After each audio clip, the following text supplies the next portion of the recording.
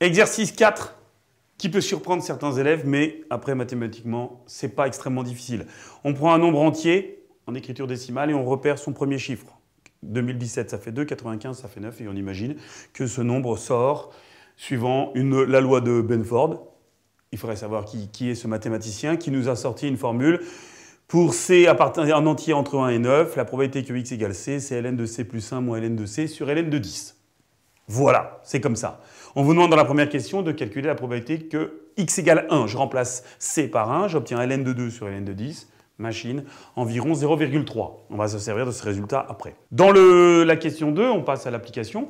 On a des communes, 36 677 communes, et on essaie de savoir si la population est un nombre qui commence par un 1.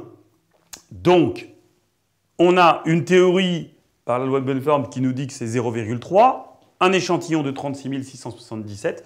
Je calcule donc l'intervalle de fluctuation à 95%, au seuil de 95% de confiance. Ne l'oubliez pas de le préciser sur votre copie. Je calcule, j'obtiens 0,295, 0,305. Je calcule la fréquence de mon échantillon, 11 094 communes dont le chiffre commence par 1 divisé par 36 000, c'est égal à 0,302. 0,302 appartient à mon intervalle de fluctuation. Donc, ça veut dire que ma loi de Benford peut s'appliquer à cet exercice sur les communes. Dans le deuxième cas, j'ai juste mis non. Pourquoi? Pas parce qu'on vous demande est-ce que la taille en centimètres de tous les candidats au bac suit une loi de Benford. Tous les élèves, en immense majorité, font plus d'1 mètre, c'est-à-dire que le premier chiffre, c'est 100, c'est 1. La loi est à 0,9, alors qu'on a quasiment une fréquence qui doit être quasiment à 100%.